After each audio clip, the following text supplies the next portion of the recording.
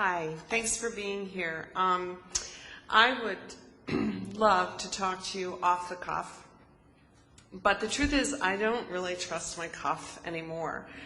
So I have a few pieces of paper here that I'll refer to according to how well my mind is going. I want to talk to you about what it means for me to be a writer, and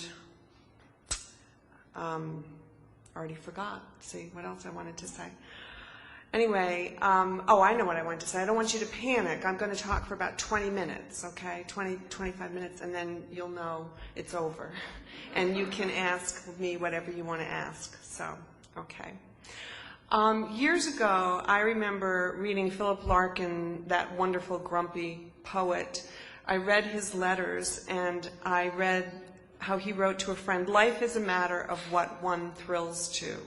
And I think that's true. And I thrill to storytelling.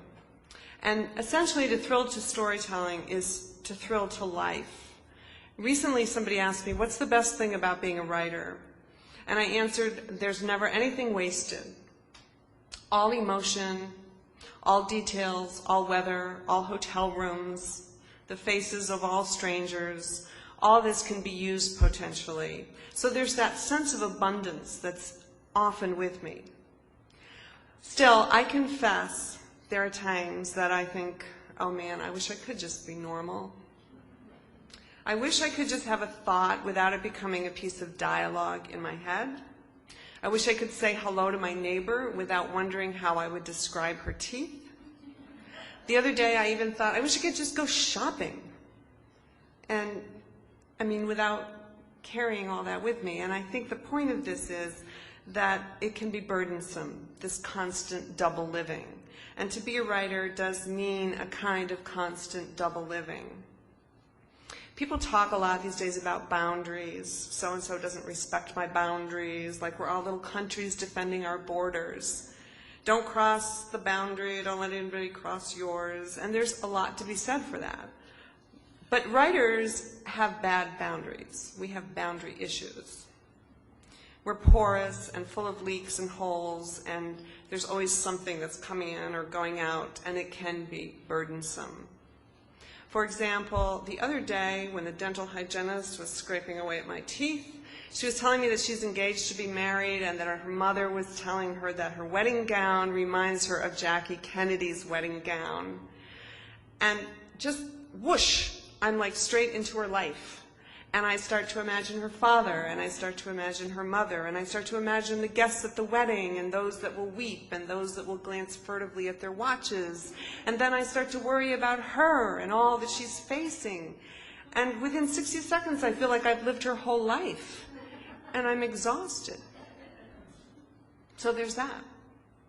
But then later, when I go to my physical therapist to have her work on my ex-broken ankle, no longer broken ankle, I begin to notice these other patients that are lying on these little tables around me in this physical therapy room, and one has been hit by a car, one's had a stroke, one brings in her best friend to chat with her while she goes through her exercises. And I watch all this and I start to feel revived, and I think, this is amazing. And the physical therapist stops massaging my ankle and she says, "Are you all right?" And I'm like, want to say, am I all right? I'm a writer, and this is like being inside 12 novels. I'm fantastic. And then I feel grateful all over again that my vocation is what it is. So up and down and back and forth and grateful and burdened and so on and so forth, and that would describe the way most people feel about their jobs and their vocations. But because I'm a writer, because I'm talking to you, I'm concentrating on this particular vocation. That it chose me. I did not choose it. That it carries with it responsibilities as grave as any other. These responsibilities are there because we need to understand that people come to literature to be saved as much as they go to a doctor to be cured or to a priest to receive their absolution.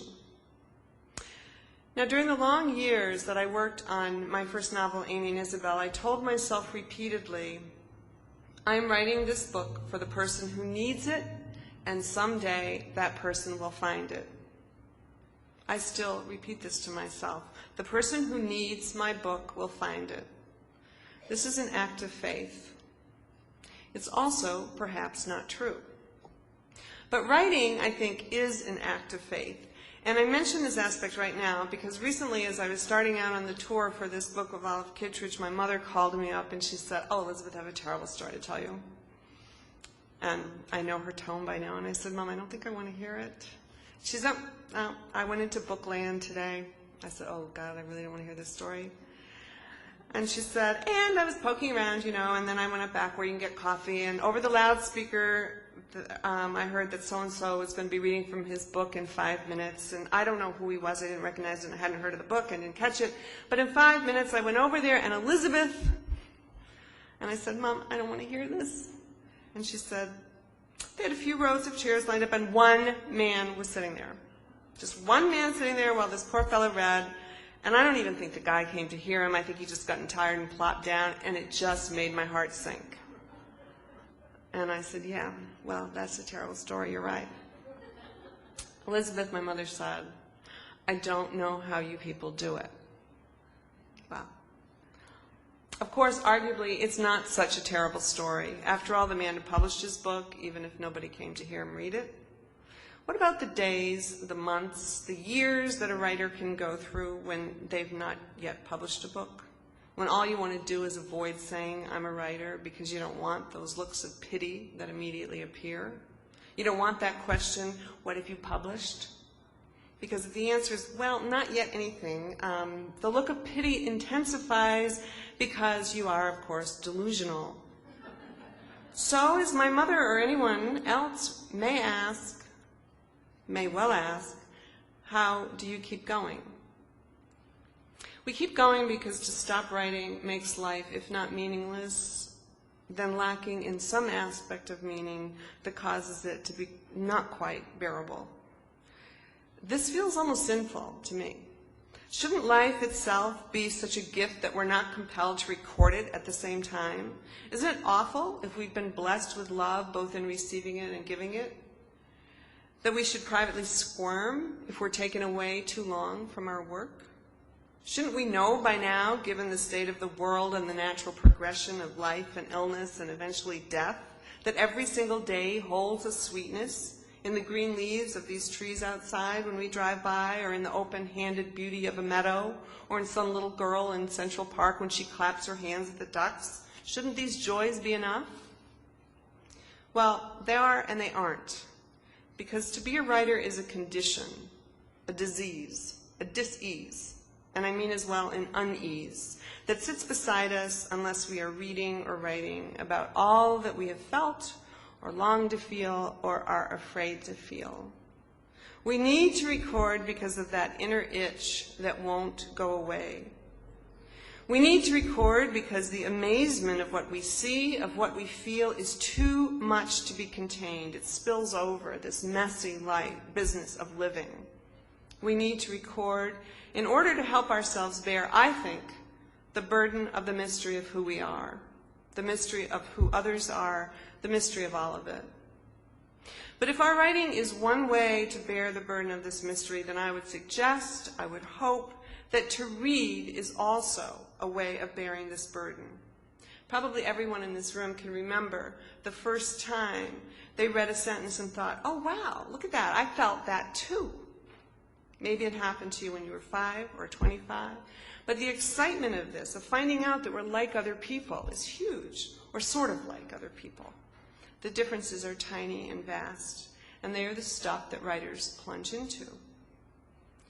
For me, being a storyteller has always circled around the central question, what does it feel like to be another person? In 6th grade, I had a teacher who had a wart on her tongue. She explained this to us because she knew it affected the way that she spoke, and being in 6th grade, of course, we weren't especially generous in our response to her. I remember going home and trying to arrange my tongue in my mouth in such a way as to attempt to feel like it would feel to have a wart in there. And I don't really know why I was doing this, but I think it's symptomatic of some huge and relentless curiosity about all of life, a greediness to know as much as I can. What I can't know, I imagine. And I think this gargantuan curiosity also may have come from listening to my mother, who loved to tell stories. When I was quite small, my mother had a friend who would come visit from the northern part of Maine. And when the friend came to visit, I would listen at the door. "Oh, her?" I'd hear my mother say in that flat New England accent. "Well, she killed her husband, that's why the son's wacky." "Yeah," the friend would say, "and didn't she hire someone to throw him overboard?" "No," my mother would say, "I didn't hear that part. I thought she shot him right there in the kitchen." These conversations held for me the most secret and compelling aspects of life. Look at what people did. Look at what happened to them, to their kids, their husbands, their aging parents. My mother's understanding of how to tell a story had been handed down to her from her grandmother, who would spend hours gossiping about what hired hand on the farm had gotten what girl into trouble. But my father believed that if you don't have anything nice to say, you don't say anything at all. It's a decent idea, but it's death to a writer. This is part of the problem of being a writer. We need to dare to say what we've been taught may not be nice to say. We need to delve into those feelings that perhaps we wish we didn't have. How else will a reader find what they need when they come to our piece of work? How else will the reader find a different way of saying, this is what it's like to be human? This is what it means to hurt and hope and love and worry. This, says the writer, may be helpful to you. This may be something that's helpful to you because you can now know that you're not alone. Perhaps, says the writer, I can help create what you need to find here on the page. I'd like to make a couple of points about this business of if you have nothing nice to say, don't say anything at all. Because I think if a writer is writing from a point of truthfulness, and I don't mean factual truthfulness, but emotional, moral truthfulness, meaning not being gratuitous or sentimental, but rather trying their very best to record honestly what they know, then they need to go ahead and do it. I think also, and this is from my own experience as well as years of teaching writing, that a writer thinking they're really trying to protect themselves, thinking they're really trying to protect somebody else by avoiding a certain area is more often than not trying to protect themselves. Perhaps we don't want to appear small-minded or judgmental or depressing if we record things that have come our way in life. But a writer must have courage. A writer must know inside him or herself what is needed for the truth of a story and must have the courage to risk exposure, to risk being misunderstood, to do all this for that one reader who really needs the book. In order to be a writer that writes things that can mean something to someone else, one must hang themselves out to dry. How else can we share what it might be like to be another person if we cannot share ourselves in that way? So, just about the time I was sticking my tongue in my teeth to see if I could feel what it would be like to have a speech impediment caused by a wart in front of a class of 6th graders. Just about that time, I began to understand that I would never really know. That all my life, I would only see things through these two eyes of mine. That in fact, everyone will only see things from the insides of their own heads. And this has been really frustrating for me. I think on some level it's frustrating for everyone. And I believe that the right line of poetry, the right short story or book, or scene in a movie or a play, I believe that can temporarily give us a glimpse of what it's like to inhabit the skin or the soul of someone else. What I'm saying is that I believe the right line in a book can help us bear the burden of the mystery. And we have to bear it. To not bear the burden of the mystery is to become cynical and strident and cheap in our emotions, facile in our thinking, skeptical and unkind in our lives. We make assumptions, become envious, forget that truths are complicated. I grew up on a small dirt road, and for many years we had no neighbors within sight. Finally, a couple moved in next door and they built this darling little white house. Then they had a little girl, little baby, sweet little darling girl, and I would babysit. And one night my parents must have gone away because I spent the night after babysitting, and in the morning the woman made French toast for breakfast. She cut it into triangles and sprinkled confectionery sugar on it, and I was so amazed and thrilled with the perfection of all this. So later, I reported it to my mother in great detail, hoping, I'm sure, that she might decide to make French toast in this perfect way and to run her family with a kind of perfection that I had just witnessed. My mother listened with no expression on her face. And when I got done, she just looked at me for a long moment, and then she said, "Well, Elizabeth, just remember this. You never know." And she was right. We never do know. We never know what's driving somebody to make the perfect piece of French toast. So to be a writer is to be filled with such curiosity that to not know is practically unbearable, so we make it up. We take what we see, what we felt ourselves, and we make up the rest. And the thrill of this is what keeps us at it, I think. The fascination and the burden of bearing the experience of human life. So as a storyteller, I don't think that my job is to provide any answers. I don't have any answers to provide anyway, but instead to show various questions and bafflements that we share in a different light. What I want on the page is some voice of some sort of equanimity that tells a reader it's all right, that in fact it's absolutely human to find that nothing is simple. It's not meant to be. In my novel, Abide With Me, the minister Tyler Caskey thinks he has a belief system that will guide him through the trials of his life. But faced with the reality of his wife's suffering, he commits an act outside that system of belief. I think one difference between youth and maturity may be the understanding that what we think is right or wrong, good or bad, is just not as simple as we thought, that our humanness so often intervenes. I was interested in Tyler acting outside his system of belief because I think this happens to many of us. A woman I've known for a long time recently told me that she's having an affair with a married man. And what interested me was how she judged herself. She said, "I didn't know I could do this. It changes everything I ever thought about myself. It's humbled me," she said. Another friend recently endured the death of her husband by suicide, a suicide that, unbeknownst to her, he'd been planning for months. She described the policeman's knock on the door, how in a matter of seconds she simply wasn't the person that she thought she was before.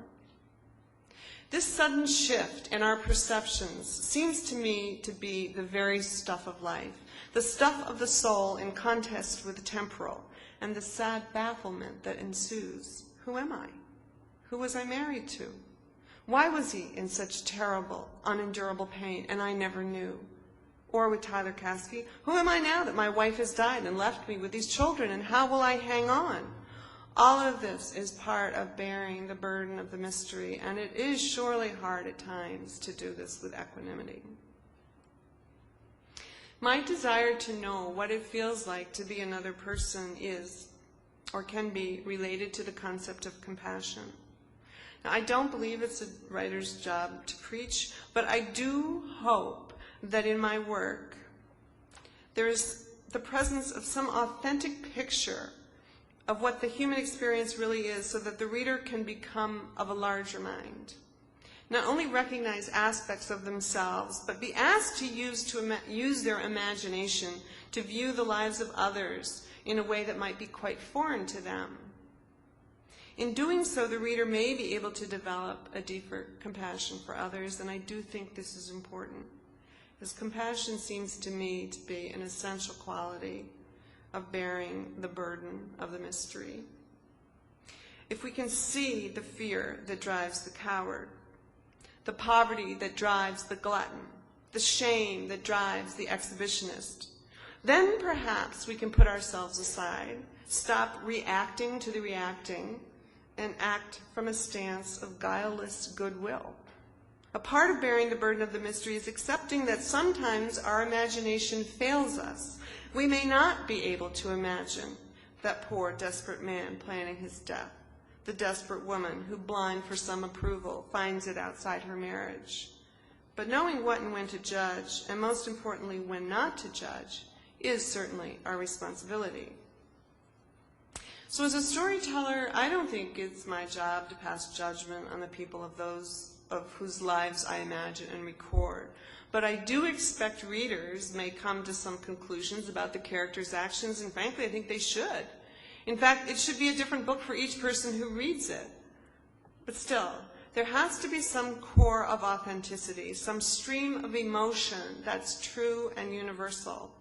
By the time the characters are in a book, in the published pages, a writer must have learned a great deal about them.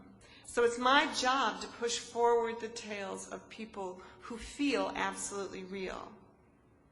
In Amy and Isabel, I was interested in the idea that a mother who, thinking she is protecting her daughter, is actually harming her by her guardedness. And what does that feel like, to think that we have failed on such a large scale? In Abide With Me, I was interested in what happened to a man who thought he had it all: leadership, charisma, the respect of his congregation. What happens to him when he's faced with a tragedy that knocks him off his feet? Is compassion a luxury? Something we're only able to afford when things are going well enough in our own lives? I was interested in that. With this latest book, Olive Kitteridge, I was interested in what it feels like to be a person propelled somewhat blindly by one's own fears and needs. Olive is, to me, a very, very complicated person, and it was a challenge and a delight to travel with her through her vulnerabilities and her fierce responses to the world. And it's been fascinating to hear the response of others to her. Some people have called her hateful, a person to be avoided. Some people have said, my wife is like Olive. I'm not sure what I'm supposed to say to that. And others have said, well, I sure wouldn't want to be like Olive, but in a way I can understand her. And this is what I love, how similar we are, how vastly different we are. I used to joke to my roommate in college about life. I'd say, well, whatever it is, whatever happens, you have to admit it's just too interesting to miss. And that's really about it. That's really why I'm a writer, because quite simply nothing has ever interested me more than the way people manage themselves, large and small. Virginia Woolf said that the personal is the political. So if we as writers can record truthfully what lies within our hearts and souls and minds, we can offer to the world an image of ourselves, themselves, and we can show that hell is the absence of love. We can show the astonishing power of love. We can show people how we live matters. I always resisted when people wailed about the state of the world. It seemed to me the state of the world has always been in one form of a crisis or another. Now perhaps it's my age, I don't know, but I do think the world really is in a precarious situation. Sometimes now I think, why write stories? Why especially write about an aging white woman in New England? And I hope the answer is because her losses, her bafflements, her hopes, her own ability to find what can sustain her is in some form the story of us. We lose, we grieve, we are capable of being returned to ourselves by some kind of beauty, because like it or not, we have to bear the burden of the mystery. And it's easier to do it knowing we're not alone. Thank you.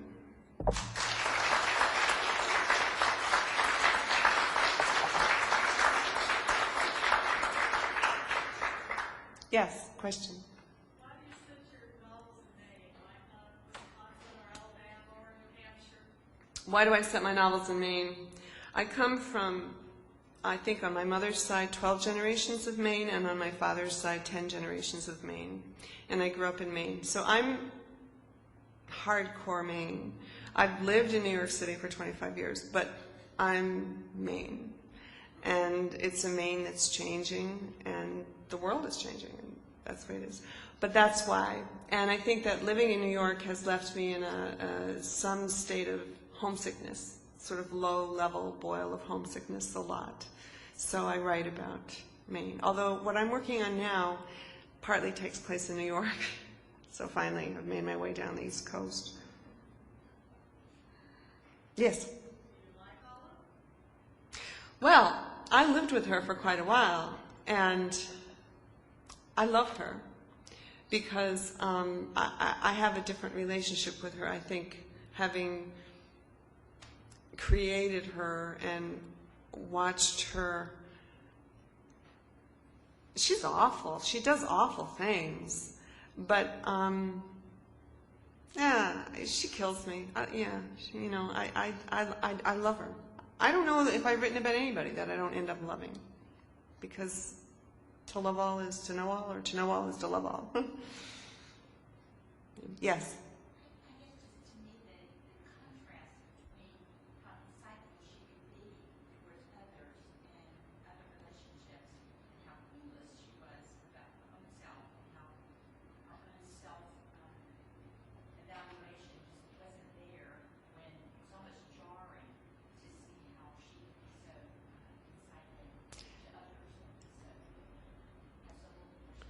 Exactly. The comment was that Olive is very insightful into others, but seems to be somewhat clueless about herself. And I'm so interested in that, because I think to some extent that's all of us. Like, I'm so aware of listening to people tell me something, my sister-in-law did this and that, or my son is doing this, and I feel like I can see a larger picture. I mean, I can't say to them, or I don't necessarily always say to them, well, you don't get it, but your son's really doing this, and here's what's really going on. But so often, I feel like I see a larger picture of what somebody's telling me, and that they don't see it, because they just see the particularities. And then I think, what am I not seeing? Like, what are people saying? Well, Liz doesn't get it because, she's like busy thinking this or this, and I really don't know. I don't know. So I'm interested in that, and it is jarring. But I think it's something we kind of all share. And I do think also that to some degree, not necessarily as deeply as it afflicts Olive, but I think to some degree we have a built-in defense against how much we hurt other people. We certainly know when we've been hurt, and we know all about that. But when we hurt someone else, it's pretty easy or too easy to kind of not fully appreciate what we've done. So I was interested in that. But you're right. Yes? My mother always used to tell me that my sister, who was very much like that, she said there is something missing. And there is that level of compassion that some people, I think, I don't know, there are always the theories about how many lives we've lived, whether we're old lives or young lives. But I've run into so many people who do have absolutely no compassion for anyone else, because it all has to, they're so self-centered. So it's interesting in this particular character to see that there is some of this, but it's still not it's not completely developed. No, it's not completely developed. It's not even... Fairly budding. Yeah, it's really budding, and by the end we're hoping it's going to expand a little bit. You're absolutely right. Her level of compassion, it's there, but it is not fully integrated into her personality by any means. And so in some ways she's a distillation. Well, she's a real person to me, and I hope she is to the readers. But speaking in a literary kind of way, she's sort of a distillation of what we all are, or maybe our worst fears are, or something, or many people. The narcissistic element is large. Her narcissistic rage, you can see what happens when she's been wounded, and yet she does sometimes say those things that other people don't quite have the ability to say or see. So, yes? Did she always have the occupation of being a teacher? Because I thought that was brilliant to make her a teacher so she could relate to everybody, both parents and the kids, and all this secret. Yes, making her a teacher seemed to me, that was somehow immediate. It just wasn't even a conscious decision. It just arrived with Olive. And I think and in a small town, of course, she has seen many people grow up, and she does know, she's seen them as adolescents, and she knows their vulnerabilities in the way that somebody who teaches 7th grade can see. And to have her a math teacher, I think I sort of like the idea that I know that math is actually not 2 + 2 = 4. I know it's a very complicated set of beauty. I mean, you think of Millet's poem, Euclid alone is looked on beauty bare, but at the same time there seems something absolute enough about it to sort of make me think it would go with Olive as opposed to being a history teacher where she might have studied patterns of human behavior. No, she's going to see it this way. Was she always the central character, or did you ever waver and think one of the characters? She's not the central character in every story. Most of them, I think the majority of them, she is the central character.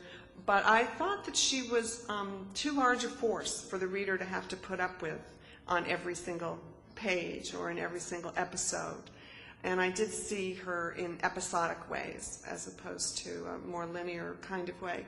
So I chose to have other townspeople sometimes take the front of the stage, and then we get to see Olive from a side glimpse or from, in a whole different way, so that we could see her not just inside, but her place in the community and how different people viewed her and her marriage and her relationship with her son. Excuse me? And her cluelessness. Yeah. Yeah. Yes. Well, I think Olive Kitteridge is, a profoundly interesting and important character. I hope that we're studying her 100 years from now, like Jake asked me or something. She's like in every woman, I think, in so many ways. And so I'm interested in two questions. Did you model her after anyone in particular, or did you take a few people together? And number two, did you intend to do short stories from the onset? Because it also reads like a novel, I think of it as a novel, essentially. The first question is, she modeled on anyone?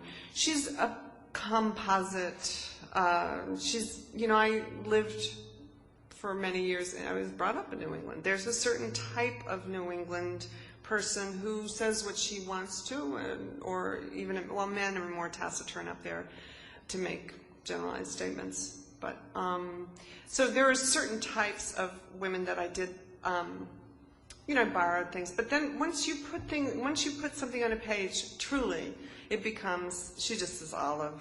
She just became Olive, and we were off to the races.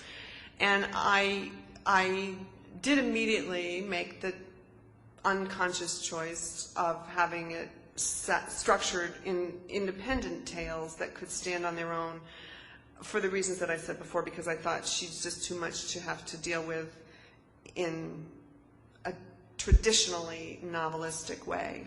But I do actually think of it as a novel. Well, I wonder because I've never been a really strong short story reader. I want usually novels, biographies, and so I think to a certain segment of readers, it's a turn-off to have a book of short stories, and I wish they would refer to it as a novel. Yeah.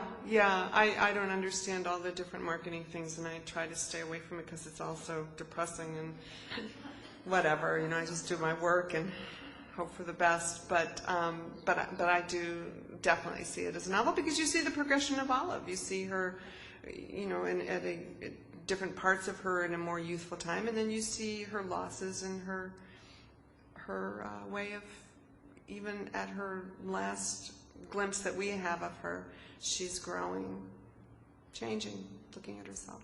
Yes? Did you choose the title and/or the book cover? Yes, I did choose the title. I seem to like titles of names. I did choose the title, and the book cover, there were so many different covers. They just came flying, and I was like, oh, that's pretty, because they were all pretty. And but then somebody would think something negative about one of it, whatever. It was sort of a certain level of fatigue set in, and then when this one came along, I did like it, and everybody seemed to pass the final test. So it's like, okay. I think the English version has a young woman with a bare back on a wharf, and I thought, okay. So I'm very happy with the leaf and the spine of the leaf. Yeah. Yes? I think the best chapter of the book is starting. I think for a reader, up until that point, I really didn't have empathy for her. Did you purposely make a chapter on empathy? So, I kind of got interested in it because she was terrorizing the daughter-in-law. Yeah. I was a black man. Then you followed up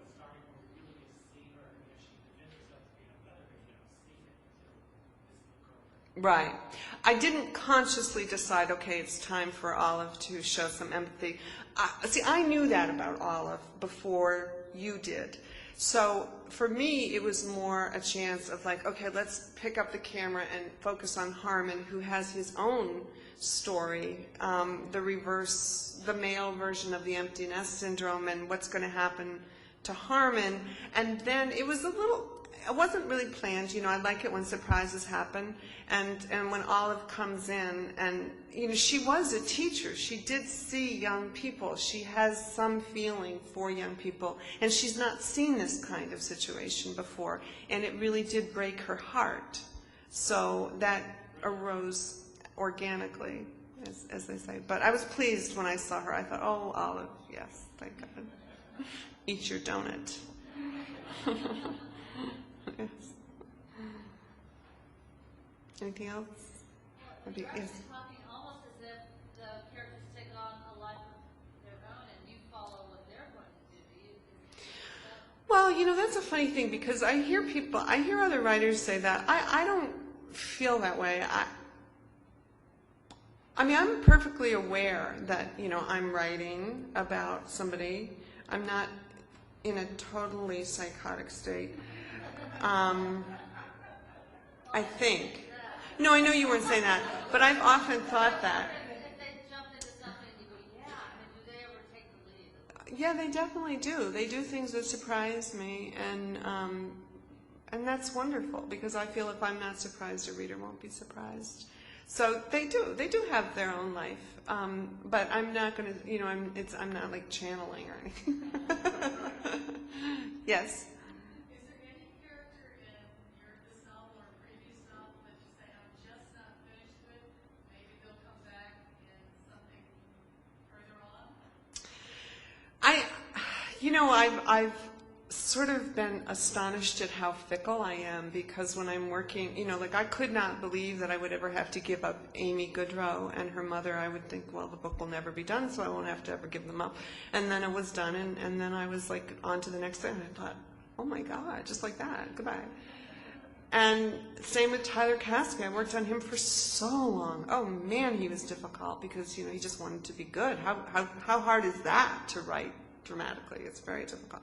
So to a certain extent, when I'm done with them, I'm done with them. At the same time, I do play around, like I have like Shirley Falls of Amy and Isabel is where Tyler Caskey came from, and then his granddaughter shows up in one of the stories of Olive Kitteridge. So I have this need, I think, to connect my little sweetie pies.